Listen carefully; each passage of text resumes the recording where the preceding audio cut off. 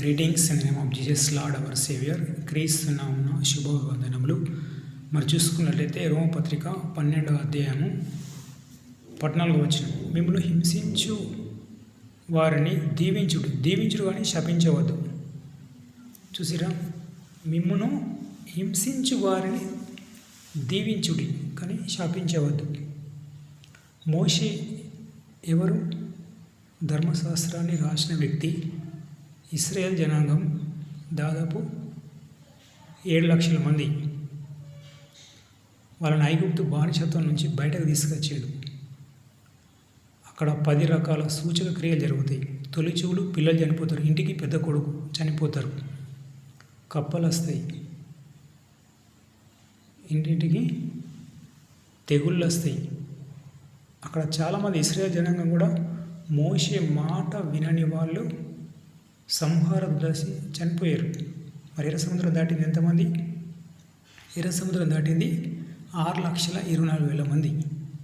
మరి అక్కడ మోషేను హింసిస్తారు. ఐగుప్తులో బానిసత్తులుగా ఉన్నప్పుడు మోషే చెప్తాడు, మీ ఇంటింటికి గొర్రెపిల్ల రక్తం పెట్టుకోండి, లేకుంటే వేకువజామున ఇంటికి ఒకరు చనిపోతారు, సంహార దూత వస్తుందని చెప్పిండు మోషే. మరి కొంతమంది మోషే మాట వినలేదు. వినప్పుడు ఏముంది? ఇంటికి తొలిచూలు పిల్లలు చనిపోయారు. ఏ ఇంటికైతే గొర్రెపిల్ల రక్తం ఉందో సంహార దూత దాటిపోయింది, వాళ్ళకి ఏం కాలేదు. ఫరో సైన్యం ఏం చేశారు? అతను ఎవరు చెప్తుండు? లేవి వంశస్థుడు అహరోను. మోషే వచ్చి మాకు చెప్తురు అని పెట్టుకోలేరు గొర్రెపిల్ల రక్తం. ఆ ఇంటికి తొలిచూలు పిల్లలు చనిపోయారు. కాబట్టి మోషేను హింసించారు ఎవరు? ఇశ్రాయేల్ జనాంగం. మాకు ఈ మన్నా అయింది, కొత్తిమీర గింజ లాంటి అవం ఆకాశం నుంచి కురవడం ఏంటిది? మేము ఐగుప్తులో ఏం చక్క మటన్, చికెన్, ద్రాక్షరసం, సొరకాయలు, బీరకాయలు, రకరకాల కూరగాయలు తిన్నాం, ఈ అరణ్యం నడుచుడేంది అని దాదాపు 3,000 మంది మళ్ళీ వెనుకకు తిరుగుతారు. అక్కడ ఏమైంది? వాళ్ళు రాలిపోయారు. కానీ మోషే చేసిండు, వాళ్ళని ఎంత హింసించినా కానీ, వాళ్ళని దీవించిండు కానీ శపించలేదు. ఇక్కడ రోమపత్రిక 12వ అధ్యాయం 14వ వచనం చెబుతుంది, మిమ్మల్ని హింసించే వారిని దీవించుడి కానీ శపించవద్దు. మిమ్మల్ని ఎవరన్నా శపిస్తే మాటకు మాట, దూషణకు దూషణ చేయక దీవించుడి. ఎర్ర సముద్రం 2 పాయలైనప్పుడు ఇశ్రాయేల్ జనాంగాన్ని ఎంతమంది మోషే హింసించారు కానీ వాళ్ళని దీవించుకుంటూ, ధర్మశాస్త్రం రాసుకుంటూ, వాళ్ళకు ఆహారాన్ని కురిపిస్తూ అరణ్యంలో నడుచుకుంటూ వెళ్ళారు. మోషే మిక్కిలి సాత్వికుడు, ఓర్చుకున్నాడు. కాబట్టి మీరు ఏ ఉద్యోగం చేసినా, ఏ వ్యాపారం చేసినా, ఏ వృత్తి పనైనా, ఏ పనైనా కానీ మీ కింద వర్కర్లను సహించుకోవాలి, పైన బాసుకు లోబడాలి. ఇద్దరి మధ్యలో చెరుకు రసం ఎలా ఉంటుంది? 2 చక్రాలు తిరిగినప్పుడే మధ్యలో చెరుకు ఉంటే అలాగే రసం అనేది బయటకు వస్తుంది. అవంతా ఓపిక ఉండాలి. ఎందుకంటే మోషే చేసాడు, అటు దేవునికి లోపడ్డాడు, ఇటు ఇశ్రాయేల్ జనాంగాన్ని సహించుకున్నాడు. మీకు ఏమైనా వ్యాపారం ఉందనుకోండి, మీరు వెళ్ళేసరికి వర్కర్స్ 4 ఉన్నా 5 ఉన్నా ఏదో ఒక లోపం ఉంటుంది. లోపము లేని వర్కర్లు లేరు. పైన బాసు కోపడతాడు. అటు యజమాని సహించుకొని దీవించాలి, ఈ కింద వర్కర్లను సహించుకుంటూ దీవించాలి. అప్పుడే మెండైన దీవెనలు. ఎందుకంటే ధర్మశాస్త్రం ఏం చెప్తుంది? దీవించుడు కానీ శపించదని ధర్మశాస్త్రం పుట్టినప్పుడే చెప్తుంది. ధర్మశాస్త్రం ఎప్పుడు వచ్చింది? ఇప్పుడు డేట్ ఎంత? 2026 జూలై 2026. అంతకంటే ముందు 1400 సంవత్సరాలు, అంటే దాదాపు 3,400 సంవత్సరాల కింద ధర్మశాస్త్రం వచ్చింది. ఎవరి ద్వారా? మోషే ద్వారా వచ్చింది. అప్పుడే ధర్మశాస్త్రం వచ్చినప్పుడే, పుట్టినప్పుడే శపించవద్దు అని ఉంది. ఇక్కడ అపోస్తలుడైన పౌలు రోమీయులకు రాస్తూ క్షుణ్ణంగా చెప్తుండు. ఏమని చెప్తుండు? మిమ్మల్ని హింసించు వారిని దీవించుడి, కానీ శపించవద్దు. మీరు పనిచేస్తున్న స్థలంలో మోషే కనబడాలి. అంటే మోషే కనబడాలి అంటే మోషే లాంటి లక్షణాలు ఉండాలి. మీరు యజమాని అనుకోండి, మీకు బిజినెస్ ఉంది, మీరు వెళ్ళేసరికి న్యూస్ పేపర్ ఎక్కడో ఉంటుంది. సరైన టైంకు ఛాయ్ తీసుకురాకున్నా, లేకుంటే మీకు మంచినీళ్ళు తీసుకురాకున్నా, మీరు ఓపికతో ఆ న్యూస్ పేపర్ ఎక్కడ ఉందో తెచ్చుకొని, మీకు ఛాయ్ కావాల్సిన అవసరం ఉంటే మీకు పక్క హోటల్ దానికి ఫోన్ చేపించుకొని తెప్పించుకొని ఓపికతో ఉంటే మీ సహనానికి, మీ కింద వర్కర్లను ప్రేమతో ఇస్తే మీకు మీ కుటుంబానికి దీవెనలు. అదే కొంతమంది ఎలా ఉంటారు, పోయి కూర్చుంటారు, ఏంటో నాకు ఫ్యాన్ వేయలేదు, ఇంకా నాకు ఇంకా ఏసీ వేయలేదు, నాకు న్యూస్ పేపర్ తేయలేదు, వాటర్ తేయలేదు అని అనుకుంటారు. ఇది ఎంత నీటి బుగ్గ లాంటి జీవితం. ఈ నీటి బుగ్గ లాంటి జీవితంలో మీ కింద ఉన్న వర్కర్లను నిన్ను వలె నీ పొరుగువాడిని ప్రేమించని ధర్మశాస్త్రం చెబుతుంది. నీ పొరుగువాడు ఎవరు? ఏ మతస్థుడైనా, ఏ కులస్థుడైనా, పొట్టిగా ఉన్నా, చిన్నగా ఉన్నా, ఎలా ఉన్నా మీరు ఎలా ఉండాలి? మోషే లాంటి మనస్తత్వం ఉంటే మెండైన దీవెనలు. మోషే ఎవరు? లేవి వంశస్థుడు. దేవుడు మాట్లాడతాడు, నీకు ఆహారం తోడుగా ఇస్తున్నా, ఫరో ఎదుటికి వెళ్ళి చెప్పు, నీకు ఎన్ని కష్టాలు ఇబ్బందులు ఇరుకులు వచ్చినా నేను తోడుగా ఉంటా అని చెప్తాడు. సహించుకుంటాడు. ఫరోతోటి కష్టాలే, ఇస్రాయేల్ జనాంగంతో కష్టాలే, దేవునికి లోపడాలి. అంత ఓపిక, అంత సాత్వికం ఉంటేనే మోషే ద్వారా ధర్మశాస్త్రం వచ్చింది. బైబిల్, ఖురాన్, భగవద్గీత, తోరా, ఉపనిషత్తులు అన్ని రకాల మతస్థులకు మన చేతుకు 5 ఏళ్ళు ఎలా ఉన్నాయో, ఒక చెట్టు కాండంకు కొమ్మలు ఎలా ఉన్నాయో మోషే ద్వారానే. మోషేనే ధర్మశాస్త్ర పితామహుడు.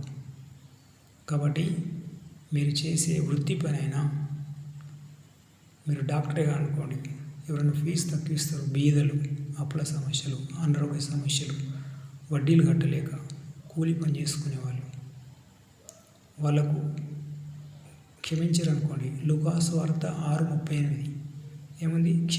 క్షమించబడుదురు, ఇప్పుడు మీకు ఇవ్వబడును, అణచి కుదించి దిగజారినట్లు ఇవ్వబడును. చూసినా మదర్ తెరీసా ఇవ్వండి, ఆమె ఎంతో జాలి, కరుణ, దయతో కలకత్తాలో బీదలు, ఏ మతం అనకుండా అన్ని రకాల మతస్థులను, అన్ని రకాల రోగం ఉన్న వాళ్ళను చేరదీసి మిషనరీ ఆఫ్ చారిటీ అని ఒక ట్రస్ట్ పెట్టింది. ఆమె నోబెల్ ప్రైజ్ వచ్చింది, ప్రపంచ శాంతి. మరి ఆమెతోటి వచ్చినప్పుడు సేవకు కొన్ని వేల మంది, వందల మంది వచ్చారు అప్పటి రోజులలో, యూరోప్ కంట్రీస్ నుంచి, యుగోస్లేవియా దేశం నుంచి. కానీ ఆమె ఒక్క ఆమెనే ప్రపంచ ప్రఖ్యాతిగాంచింది, నోబెల్ ప్రైజ్ వచ్చింది. మరి మిగతా వాళ్ళకి ఎందుకు రాలేదు? వాళ్ళలో ఓపిక, సహనం, దయాగుణము, ప్రేమ, జాలి, కరుణ అనేది లేదు. కాబట్టి ధర్మశాస్త్రం చెబుతుంది, నిన్ను వల్ల నీ పొరుగువాడిని ప్రేమించమని చెబుతుంది. చూసారా ఇక్కడ పీలాతు ఎవరు? రోమా గవర్నర్, అంటే అక్కడ ఆ ముఖ్యమంత్రి కంటే ఎక్కువ పవర్స్ ఉంటాయి. పీలాతు ఏం చేసాడు? అక్కడ క్రీస్తు సువార్తను ఆపిండు. అతనికి అధికారం ఉంది, క్రీస్తు మంచి వ్యక్తి, అతని సువార్త చేయని వదిలిపెడితే అయిపోయేది. కానీ అతను ఏం చేశాడు? నాకేం తెలియని చేతులు కడుక్కున్నాడు. అతనికి సంహార దూత వచ్చింది, శిరచ్ఛేదనం అయిపోయాడు. క్రీస్తు ప్రాణం విడవకమునిపై అతను విడిచాడు. కాబట్టి మేలైనది చేయనిరి నుండి చేయకపోవడమే పాపం. కాబట్టి నిన్ను వల్ల నీ పొరుగువాడిని ప్రేమించండి, ఎదుటి వ్యక్తికి మేలు చేయండి. యాజకత్వం, యాజకులు, లేవీయులు కానీ ఎవరే కానీ, ఏ మతస్థులైనా కానీ, ధర్మశాస్త్రం బోధించే బోధకులు, వాళ్ళకి ఎంత స్ట్రెస్ అనేది ఉంటుంది. ప్రయాణాలు, అలసటలు, ఉపవాసాలు, నిద్రాహారాలు లేక, బోధించితే గొంతంతా వస్తుంది. మోషకు దేవుడే తోడుగా ఉన్నాడు. మోషను దూషించి మిరియాం ఏమైంది? ఆమె రోగం తెచ్చుకుంది. కాబట్టి ఇతరులు సువార్త చేస్తే కొంతమంది ఉంటారు, క్రీస్తు శిలువ మోస్తున్నప్పుడు కొరడాలు వేసే వాళ్ళు కూడా ఉంటారు. వీళ్ళు కొరడాలు వేసిన కాక పక్కను తీసుకొచ్చి కొరడాలు వేపిస్తారు. అలాంటి కఠిన హృదయం, రాతి లాంటి హృదయం మాంసం గుడిలోకి మార్చుకోండి. క్రీస్తు అని చెప్పిండే మత్తయి 7:7 అడుగుడు మీకు ఇవ్వబడి ఉంది కదా, ప్రభువా నాకు దయాగుణం పుట్టించండి, దయాగుణం దయచేయండి, మీలాంటి క్షమించే హృదయం దయచేయండి, మీలాంటి మాటల్లో పరిశుద్ధ, చూపుల్లో పరిశుద్ధ, తలంపుల్లో పరిశుద్ధ దయచేయండి, మీలాంటి తలంపులు దయచేయండి అని ప్రతిరోజు ఒక 50 నిమిషాలు అడిగారనుకోండి, ఖచ్చితంగా మనకు దయాగుణం వస్తుంది. దావీదు లాంటి శత్రుప్రేమను అడగాలి. దావీదు లాంటి శత్రుప్రేమ కలవాడు ఈ ప్రపంచంలో ఎవరు లేడు. ఎందుకంటే అబ్సలోము, సౌలు ఇద్దరు చంపడానికి వచ్చినప్పుడు వాళ్ళిద్దరిని చంపచ్చు, ఇతని దగ్గర అంత పవర్ ఉంది. అతడు సింహపు నోట్లో ఉన్న గొర్రె పిల్లను తీసిండు, సింహాన్ని చంపేసిండు. అంత దేవుని చేత అభిషేకించబడ్డ వ్యక్తి. మరి సౌలును అబ్సలోము చంపిండా? చంపలే. ఎందుకు? సౌలుకు గాఢ నిద్ర కలుగజేసి ఇతన్ని దావీదు తీసుకపోతే అతడు ఇశ్రాయేలు జనాంగాన్ని పరిపాలించిన వ్యక్తి, అతడు దేవుని చేత అభిషేకించబడ్డ వ్యక్తి అని చంపలేదు. అంత దయాగుణం గలవాడు, శత్రుప్రేమ గలవాడు. కొంతమంది ఏం చేస్తారు? మేలుకు ప్రతిగా కీడు చేస్తారు. మేలుకు ప్రతిగా కీడు చేస్తారు అంటే కీడనే ఉంటుంది. కాబట్టి ఇస్కరేతు చూడండి, అబ్రహాం లాంటి విశ్వాసం చేత వచ్చాడు. యేసు 12 శిష్యులు ఒక శిష్యుడు. అద్భుతాలు, సూచక్రియలు, మహత్కార్యాలు, ఉపవాసాలు అన్నీ చేసిండు. క్రీస్తుతో చేసిన అద్భుతాలు, సూచక్రియలు అన్నీ చూసిండు. మళ్ళీ క్రీస్తునే ఉన్న అడ్రస్ చెప్పిండు. ఒక్క మాటకు చెప్పకుంటే అతడు యేసుప్రభు 12 శిష్యులు వెళ్ళిన పరలోకం పోయేటాడు. యేసుప్రభు 12 శిష్యులు శిష్యత్వాన్ని పొడగొట్టుకున్నాడు. ఏం చెప్పాడు? యేసయ్య ఉన్న ప్రాంతం అడ్రస్ చెప్పాడు. 30 విన్నలకు ఆశపడ్డాడు, పొలం కొనుక్కున్నాడు. చివరికి ఏమైంది? ఒక తాడు తీసుకొని అదే ఊరేసుకొని పోయాడు. చూసిరా మీరు ఇప్పుడు ఏ పరిస్థితిలో ఉన్నారు? 30 వెన్నెలకు ఆశపడ్డట్టు ధనంకి ఆశపడుతున్నారా? సాతానుడు దుష్టుడు అపవాది. మత్తయి సువార్త 4:4, లూకా సువార్త 4:4 చదవండి. మనుషుడు రొట్టె వల్ల కాదని మనం దేవుని నుంచి వచ్చే ప్రతి మాట నుంచి బ్రతుకును. మోషే పదవిలో మొదటిది ఏంటిది? నీ దేవుడు అని యెహోవా, నేను తప్ప వేరొక దేవుడు ఉండదు. I'm the lord the god, no other god before me. అంటే నేను తప్ప వేరొక దేవుడు ఉండకూడదు. ఇస్కరేతు ధనం పడిపోయాడు. సంసం దిలీల విషయంలో పడిపోయాడు. అంటే దుష్టుడు అపవాది భూలోక రాజ్యం మహిమను చూపిస్తాడు. మరి ఇస్కరేతు ఏం చేసాడు? మనకు రేపటి కోసం ఎట్లా నేను వడ్లు పండించుకొని బతకాలి అన్న ఆశపడి 30 వెన్నాలకు అమ్మి ఆ వెన్నాలతోటి పొలం కొనుక్కుంటాడు. ఎందుకు? అడ్లు పండించుకొని బతకచ్చు, ఇంకోళ్ళకి అమ్ముకోవచ్చని. రేపటి కోసం ఆలోచన ఉండదు ఈ క్రైస్తవ ఆత్మీయ జీవితంలో. ఆకాశ పక్షులు చూడ విత్త పరలోకండి వాటిని పోషిస్తున్నాడు. చూసిన వాడికి కొట్టు లేదు, గరిష లేదు ఆకాశ పక్షులకు. అయినా కానీ దేవుడే పోషిస్తున్నాడు. మోషే చేసాడు? ఐగుప్తు రాజు తర్వాత రాజయ్యాడు. మాంసం, ద్రాక్షరసం, నెమలికలు ఊపించుకొని దాని కింద కొన్ని లక్షల మంది సేవకులు. అయినా కానీ ఆ లగ్జరీ లైఫ్ వదిలిపెట్టి దేవుని ప్రజలు నడిపిస్తాడు అరణ్యంలో. అతను రేపటి గురించి ఆలోచించిండా? ఆలోచించలే. అయినా కానీ దేవుడు తోడుగా ఉన్నాడు. యేసుప్రభు 12 శిష్యులు కూడా అంతే. క్రైస్తవుడు పడిపోయేది ఇక్కడే.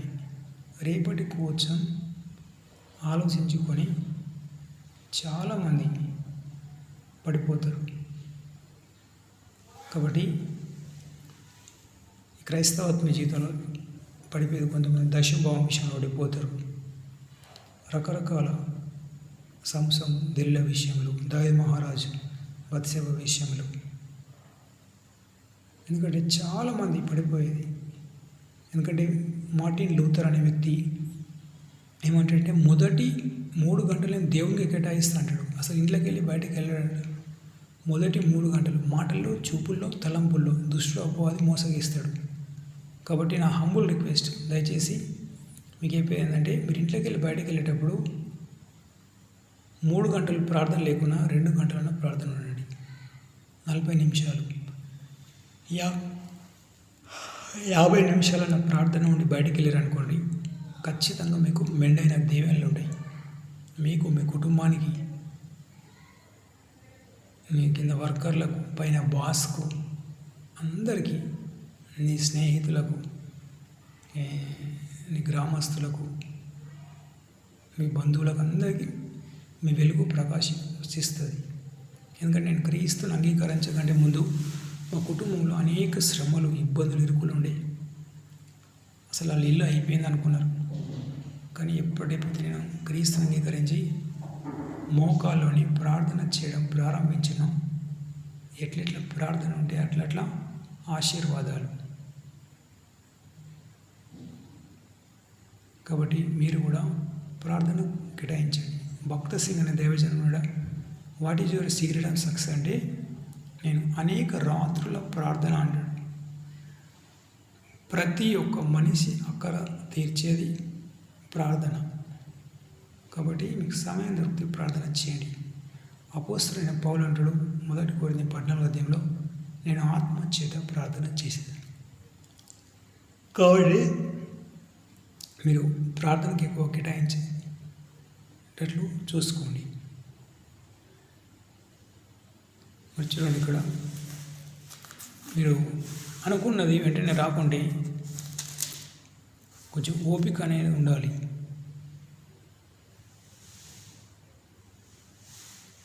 రెండో పేతురు 3వ అధ్యాయము 9వ వచనం, అందులో 2వ వచనం చూడండి.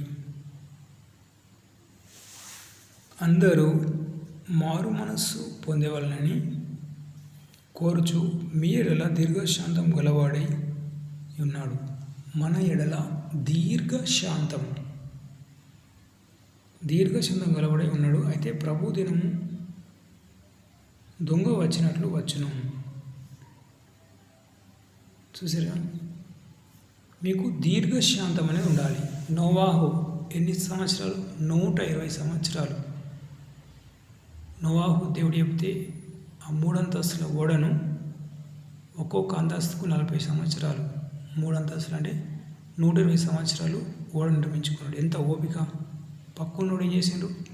అలా బంధువులు, స్నేహితులు వాళ్ళంతా ఇల్లు కట్టుకుంటూ, పంటలు పండించుకుంటూ, వరి నాట్లు వేసుకుంటూ, పెళ్లి చేసుకుంటూ, నాటి మాడుచు, తినుచు, తాగుచుకుంటుండగా జలప్రలయం వచ్చింది. కానీ నోవాహు ఏం చేశాడు? ఉపవాసం ఉండి పండ్లు పొలాలు తింటూ కుటుంబ సభ్యులతో శక్తి చేత కాక, బలం చేత కాక, ఆత్మ చేతని ఆ ఓడను నిర్మించుకున్నాడు. మరి నోవాహుకు అలా కుటుంబం 7 రక్షణ, 8 మందికి రక్షణ. నోవాహు కాక 7 మంది, నోవాహుతో పాటు 8 మందికి రక్షణ. మరి ఆ ఓడ వల్ల ఏమైనా ఉపయోగం ఉందా? ఒక 40 రోజుల ఉపయోగమే. దాన్ని 120 సంవత్సరాలు నిర్మించుకున్నాడు. ఆ నీళ్ళపైన తేలింది. అది అరారత్ కొండలపైన ఆగి చీకు కొట్టిపోయింది. మరి ఈ నీటి బుగ్గ లాంటి జీవితంలో మీరు చేసే సంపాదన కానీ, మీలో ఉన్న దయాగుణం కానీ, ప్రతి ఒక్కటి ఎలా ఉండాలి? ఒక దైవజనులాగా. అయితే మదర్ తెరీసానా, బిల్లీ గ్రహామా, ప్రపంచ దైవజనుల్లో గొప్ప దైవజనులు నాకు సమయం దొరుకుతారు గూగుల్లో సెర్చ్ చేసేవాడిని. Mother Teresa lifestyle, Billy Graham lifestyle, Benny Hill, వీళ్ళంతా సామాన్యులే. పేద కుటుంబం నుంచి పుట్టి పెరిగిన వాళ్ళే. ఎలా అయ్యారు? విలియం కేరీ చూడండి, అతను రోడ్డు మీద, ఫుట్పాత్ మీద పనిచేసుకునే వ్యక్తి. ఈస్ట్ ఇండియా పరిపాలనలో, బ్రిటిష్ పరిపాలనలో వచ్చి సతీ సహగమనం, పరిశుద్ధ గ్రంథం తర్జుమా, ప్రింటింగ్ ఎంతోమందికి మేలైంది అతను రావడం వల్ల. లండన్లో అతడు ఫుట్పాత్ మీద ఉన్న వ్యక్తి, బీదవాడు. అప్పటి రోజులలో ఓడ ప్రయాణం కొన్ని నెలల తరబడి, ఎన్ని శ్రమలు తెలియదు. మరి తోమయుడు అండి, యెరూషలేం దేశం ఎక్కడ, ఇండియా ఎక్కడ? ఇప్పటిలో ఫ్లైట్లో పోవాలంటే చాలా కష్టం. కానీ అప్పటిలో ఓడల ఎన్ని నెలలు ప్రయాణం చేశారు, వాళ్ళ ఆహారపు అలవాట్లు ఎట్లనో అసలు ఎలా వచ్చిందో తెలియదు. కాబట్టి క్రైస్తవుడా, please test yourself. How is your prayer life? మీ ప్రార్థన జీవితం అనేది ఎలా ఉంది? క్రైస్తవునికి ప్రార్థనే వెన్నెముక. ఎందుకంటే ప్రార్థన లేని జీవితాలు పతనమైపోతాయి. అభిషేకించిన తర్వాత సౌలు చూసారా, దేవుడు అభిషేకించిన తర్వాత ప్రార్థన లేక ఇతర దేశాల మీదకి యుద్ధానికి అయినప్పుడు, అక్కడ దేవుడు అభిషేకించినప్పుడు ఇతనికి తోడు ఉన్నప్పుడు వాళ్ళు ఓడిపోయినప్పుడు అక్కడ సామాగ్రి అవన్నీ ఈటెలు బాణాలు వదిలిపెట్టి రావాలి. కానీ అన్నీ తీసుకొస్తాడు యెరూషలేముకు. తీసుకొస్తే చివరికి ప్రార్థన లేక అతనికి అది తీసుకుని అతడే పొడుచుకొని చచ్చిపోతాడు. దావీదు మహారాజు బీదవాడు, 4 మేకలు 4 గొర్రెలు మేపుకొని బతికి యుద్ధాలకు పోరాటలకు అయినప్పుడు అలా గెలిచినప్పుడు దోచుకొని వస్తాడు. ప్రార్థన లేదు. బత్షెబ విషయంలో ఓడిపోయాడు.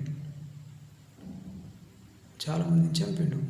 మోషే పదవిలో ఉంది కదా, 3 ఆజ్ఞలు బ్రేక్ చేసాడు. అతని ఇల్లు ఏమైంది? పెండ కుప్ప అయిపోయింది.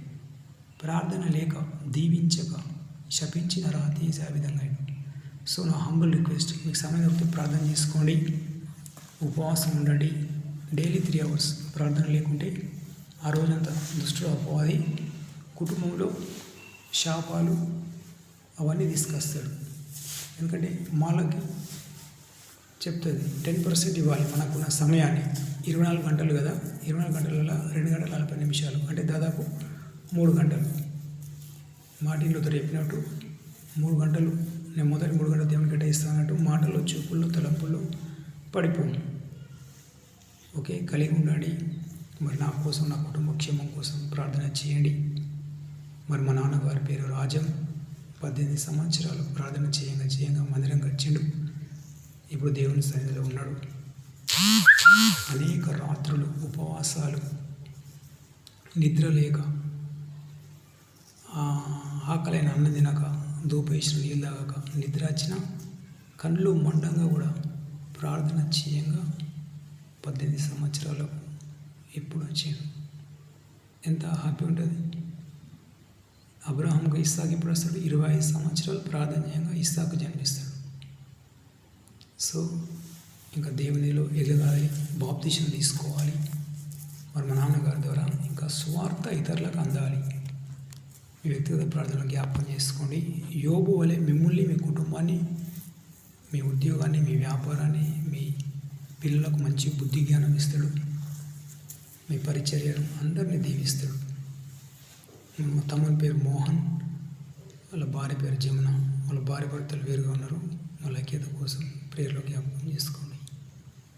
గూగుల్ తిరుపతి, లక్ష్మి, మల్లేశం, దేవక్క, భార్గవ్, ప్రమిళ, గంగులత, మళ్ళీ వీళ్ళందరినీ దీవించండి. మీకు మెడైన దీవెనలు ఉంటాయి. ఎందుకంటే యేసుప్రభు 12 శిష్యులు అంతే. 12 శిష్యుల పేర్లు ఉన్నాయి. వాళ్ళ తల్లిదండ్రుల పేరు, భార్య పిల్లల పేరు లేవు. ఎందుకంటే దేవుని సువార్త అంటే అంతే. God bless you. Have a nice day. ఫలించండి. Praise lord.